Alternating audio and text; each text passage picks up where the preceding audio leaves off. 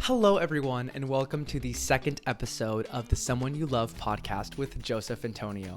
Today's guest is someone that I am so absolutely honored to have gotten to know over the past few months, and that is Jack Schultz. Jack wears a lot of hats. He's an artist, theater maker, actor, director, playwright, photographer, teaching artist, business owner, and producer, all based here in Chicago, Illinois.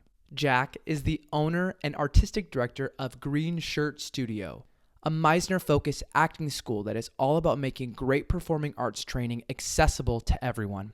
On top of that, he's a 200-hour certified yoga instructor, a graduate of the IO Training Center, and the creator of I'm Falling in Love All the Time, an incredible solo show that dives into the connections between coffee addiction and drug addiction.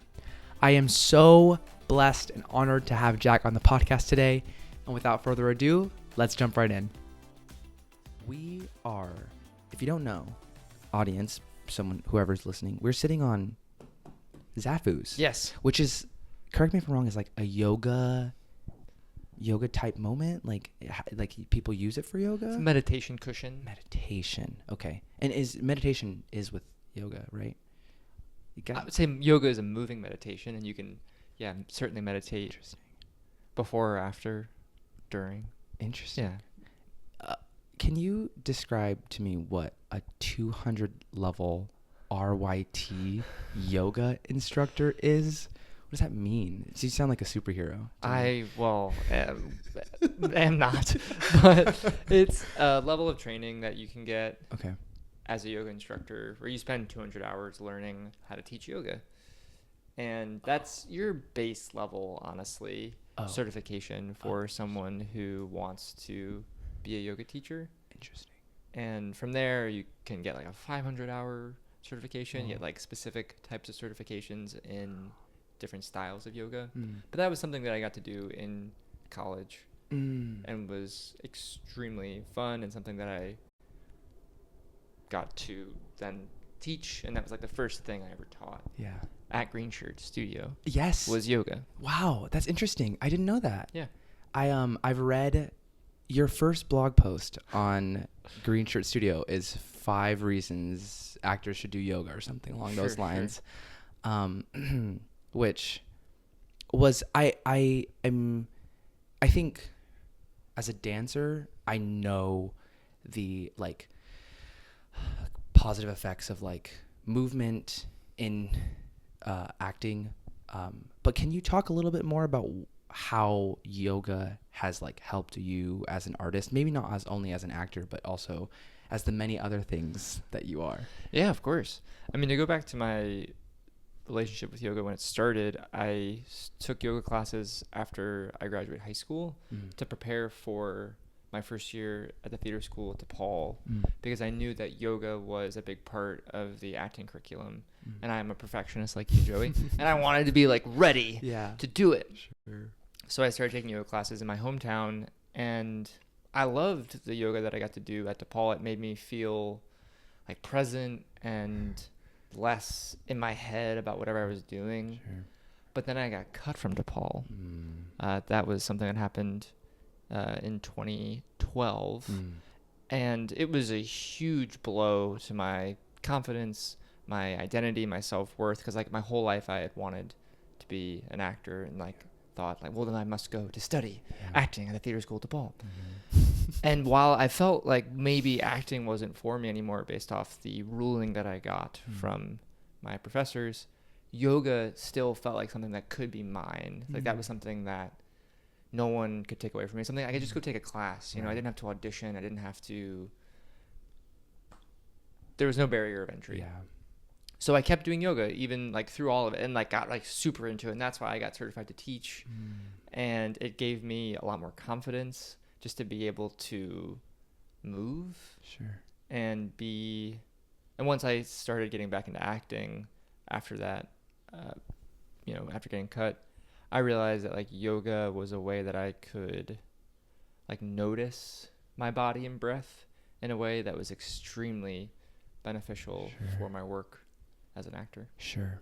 And I also feel like having access, I think something in my schooling was like having access to like your my lower body, like my hips, like because there's a lot of emotion that's held in the hips, which is such a like like hunky dory. Like, what do you mean there's emotion in my hips? Right? It's a woo woo thing that people say. Yes, right. But it's also true. But it is true, and like it's funny. I'm taking level 3 with Jack at Green Shirt Studio. I highly recommend.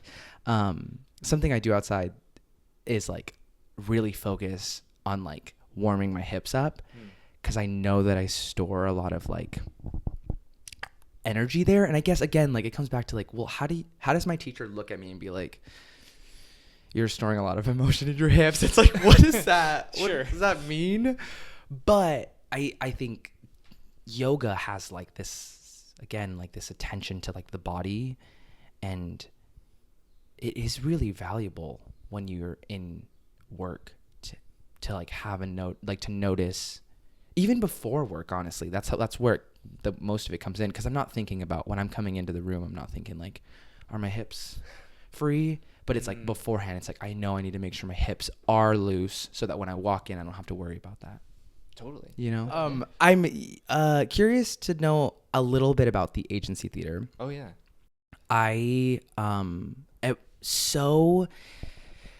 I'm specifically curious to know more about the Basement series. Correct me if I'm wrong. It was a monthly or bi-monthly event where artists in Chicago could come and present 10-minute plays, dance, do stand-up, and just kind of like share, workshop, all that stuff. And I'm curious to know a little bit more about it, and also if you feel like something like that still exists right now, or do you think that kind of community has kind of faded away? Good question. I guess to start with talking about what it was a monthly event in a basement at the old Green Shirt Studio space on Clark Street. And this basement was gross. It smelled. The walls were like dripping something. It shared a wall with a literal sex dungeon.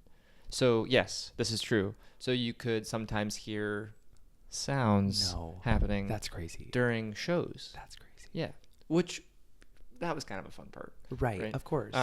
But it was 2012, wasn't it? It was like that. It was like, I mean, I'd have to think. I think the first time we did a Basement series show, the first one was a full length, more of a one act, I guess, like 45 minutes play with a one person show. A guy fully clothed in a bathtub full of water.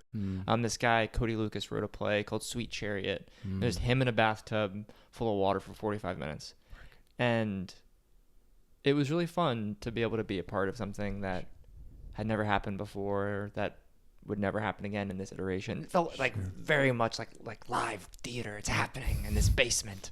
And it was awesome. It was a lot of fun. I assistant directed that. I'm pretty sure that was in 2016. Okay. And from there on out, like every month for a few years until probably like late 2018, we just do something different.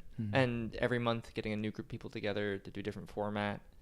And it was my artistic playground as a producer and as an actor and as a writer and as a director. Like I did so much every single month, and it was incredible.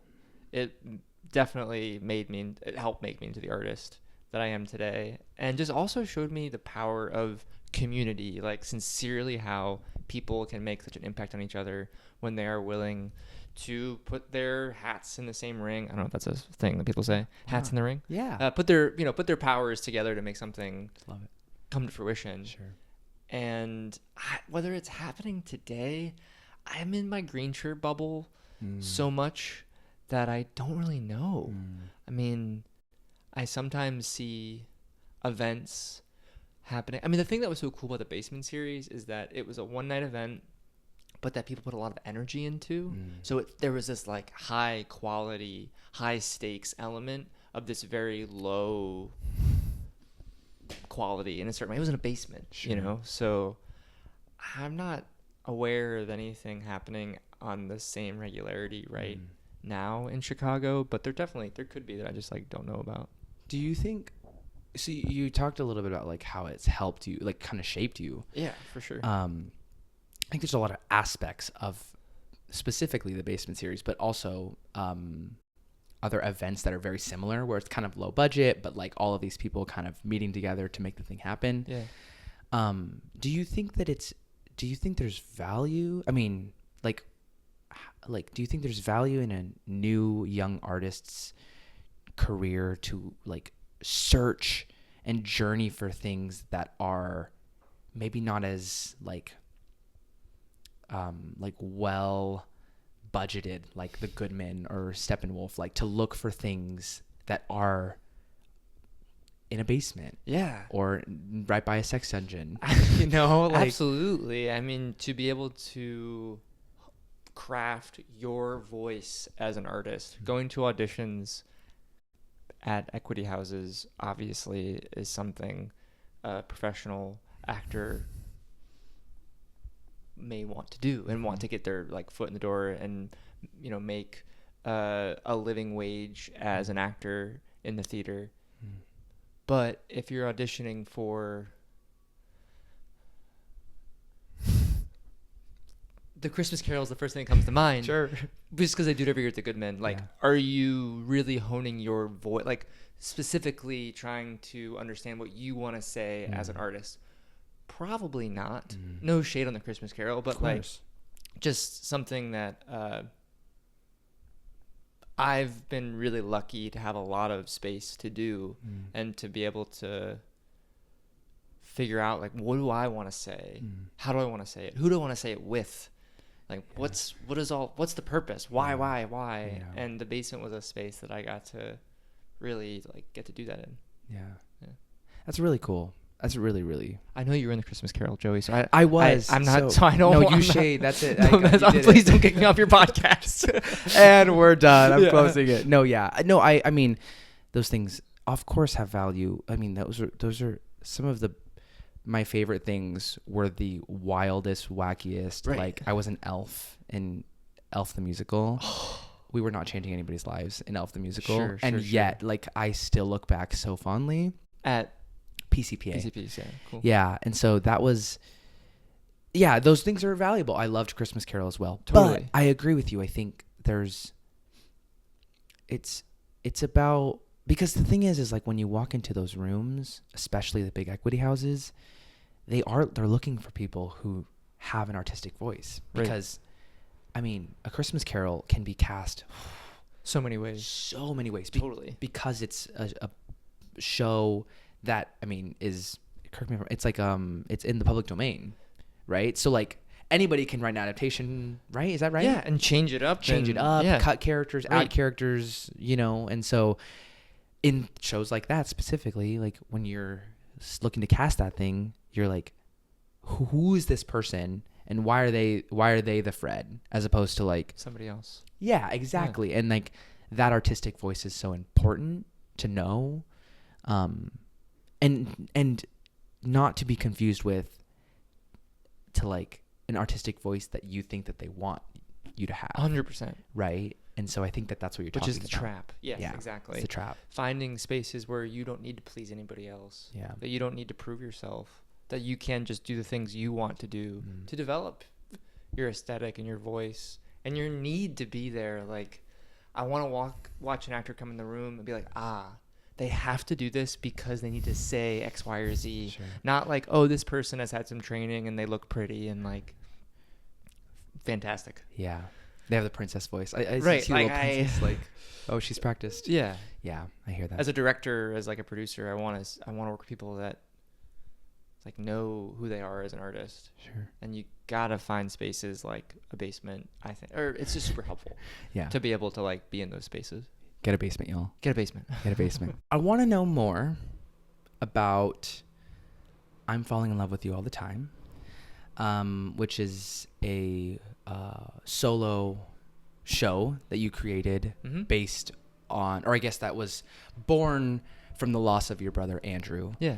And I'm really curious to know, the performance is about your brother's overdose and this idea of like addiction and how a coffee addiction and a relationship addiction has like similarities to a drug addiction. And that production was directed by Cordy Nelson. It was. The first one was, yeah. Which is really cool. Yeah. And correct me if I'm wrong, now it still kind of finds its way around colleges and stuff as it continues on.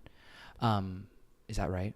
It's been a while since I've toured it. I mean, once I started running Green Shirt, gotcha, that became my hustle. Sure. And I couldn't send as many emails about I'm falling in love all the time. Sure. But if someone wants to host it at your college, I'll come out. It's a really beautiful. I don't have access to the production, but what I have access to a lot of other things.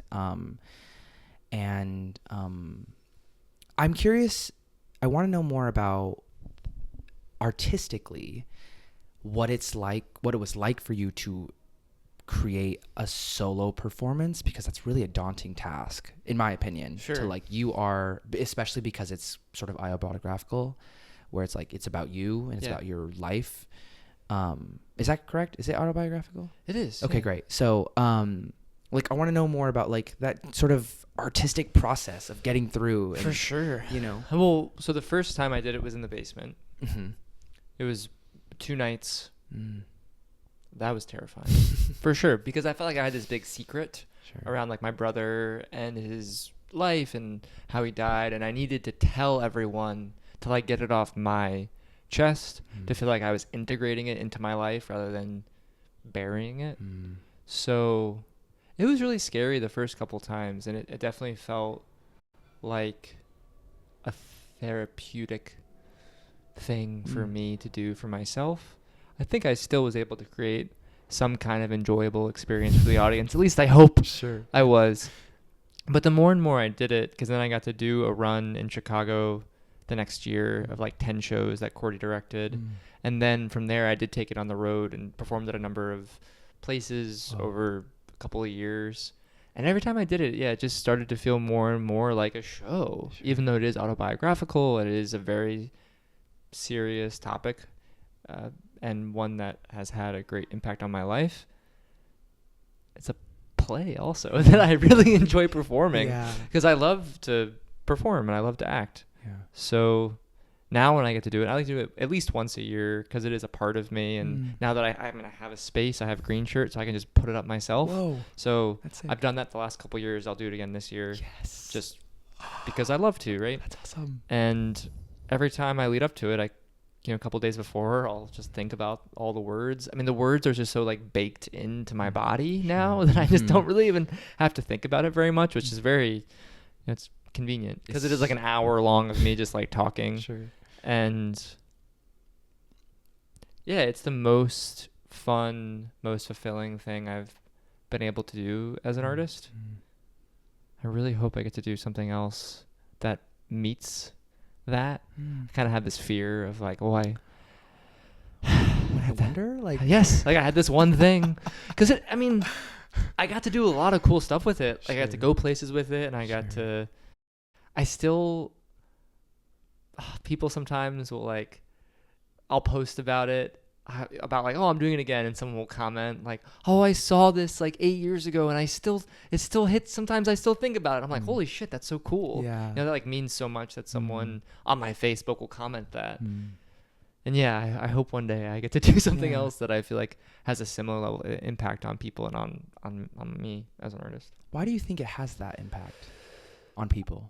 I think it's a really honest offer of what it was like to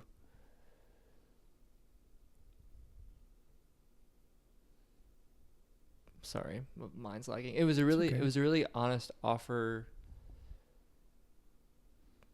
on how I was able to process my brother's death and understand it from someone like, I've been addicted to coffee.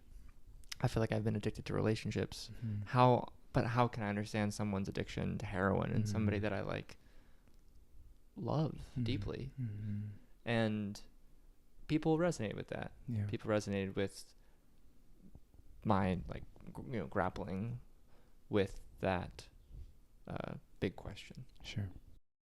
On this podcast, my sort of goal of this is to sit down with an artist that I love, that I admire.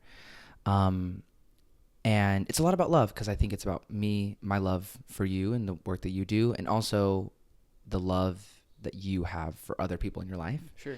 So that is my segue to talk about Allison. Yes. Allison, I am so excited to have you on the podcast in some capacity. Essentially, for the viewer or the listener, I sent Jack a Google form and asked him about someone he loves. And I'd love to learn a little bit more about Allison from you.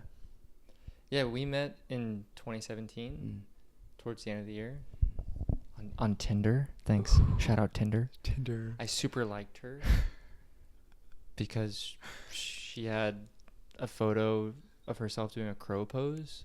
And like we talked about earlier, I really love yoga. And she was, beautiful. She was beautiful. Of course. And we got a drink at Cunines. Shout out Cunines.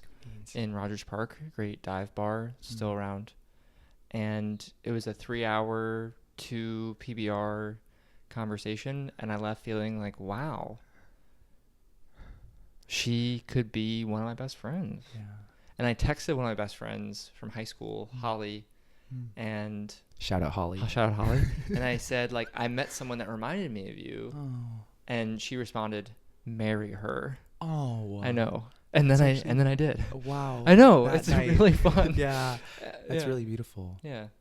And Allison, I know Allison. Allison and I work together. We're both instructors at the Green Shirt Studio. And Allison does Ren fairs. It's a big part of her life. Yeah. So she's a Ren Fair performer, and she just organized her first Ren Fair as an entertainment director. Whoa. Yeah, in Florida, a new fair that just opened up in Florida in St. Pete. Whoa. So she's a performer, an administrator, multi-hyphenate Ren Fair person. But yeah, I'd never been. But what's funny is on my Tinder profile, I had a picture of me at the Bristol Renaissance Fair, which is the only time I'd ever gone, and I had no connection to Ren Fairs otherwise. But because I had that photo, she accepted my super like. She swiped right. She thought, well, at least like he's gone to the Ren Fair. Right. And it's been really amazing to get to see into this other world and understand why she loves it so much and why it's had such an impact on her life. And it's really fun. Yeah. Why do you love Allison? I get to spend every day with somebody that helps me see the world in a way that I want to. She's somebody who does not sit on her hands and talk about what she wants to do. She does it, and it inspires me to also live my life that way. She's a lot of fun. Really, I've never had so much fun with somebody. Sure. And I think for a lot of my 20s, I met her when I was, I guess, 25. I was 25. And my 20s were not fun. My 20s were rough. My brother died. I got cut from DePaul. Those are the highlights. You know what I mean? Your 20s aren't fun anyway. Sure. And from the moment that I met her, I was like, wow, this is someone that I can have a lot of fun with. And I've continued to for 7+ years now. Yeah. And it's why I married her, because it's just life with her is really fun. Yeah. And, like any couple, we've had things we've had to fight about or work through. Yeah, of course. But just the energy that she gives off, just as who she is, pulls me in, and I'm just really grateful that I get to be around her as much as I do. That's beautiful, Jack. Yeah. Jack, I am so thankful you joined me here today. It really means so much to me. Before we go, I have a gift for you. Oh, what? I didn't know that this was happening. I know you didn't. So on the Someone You Love podcast, It is about, again, as I mentioned, it's about my love and admiration to an artist, an artist's love and admiration to their loved ones, and a community's love for an artist. I think all three of those are very important. And I want to, here on this podcast, I really want to highlight your impact on your community. I want to put that last branch in. So I have asked one of your loved ones to write you a love letter. What? And today I have a message from Tyler Esselman. Oh. And I'm going to read it to you. This is a love letter from Tyler Esselman. Jack. Whether he is hard at work crafting a piece of theater, leading one of his classes, or simply drinking a cup of hot coffee in a sunroom, tapping away on his laptop, Jack Schultz strives to be completely present. It is one of his greatest gifts. He has an amazing ability to fully see and uplift the people who are lucky enough to encounter him. His warmth and good humor are absolutely infectious. He really, actually believes in the power of art and storytelling to heal and connect, and lives his life with that at his core. He has a razor-sharp intellect that is never deployed in spite. He owns his mistakes but won't allow them to define him. Did I mention how frustratingly handsome he is? I suppose that bit goes without saying. You can sit in silence with Jack and feel your nervous system's thrashing subside. You can tell Jack how much you're hurting and know you don't have to hide. Jack will dance with you, Jack will laugh with you, and Jack will remind you that everything's going to be all right. Jack Schultz is one of the most generous, beautiful souls I have ever known, and I count myself damn lucky to call him one of my best friends. I love that boy with all my heart. Tyler. Oh. That was a very nice gift. Thanks, Joey. I think an artist's impact, the impact that an artist makes on a community, is something we don't acknowledge often. And I would like to hand you one of these that you can take with you. You've got multiple copies. I That's do. impressive. I tell you, man, Wow. I'm an Excel guy. Thank you. Yeah, and you can keep that.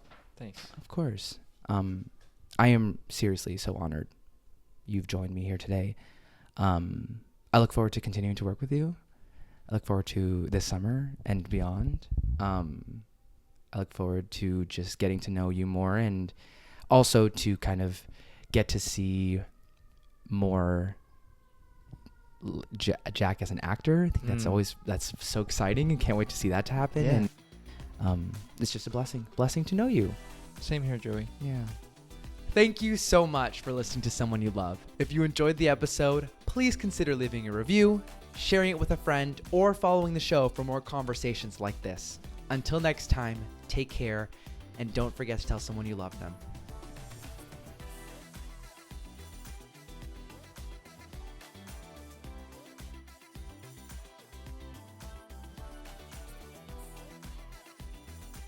Oh, what a way to end. I love the form. My goodness. Yeah. That's so kind. Man. Yeah. Good job. Thank you. Yeah. It was fun. It's fun to reach out to Tyler. Yeah, wow. Yeah, he's the best. He's wonderful. He's like one of the, I know he's like, he officiated our wedding. Yeah. Like, he's one of the best people I've ever met.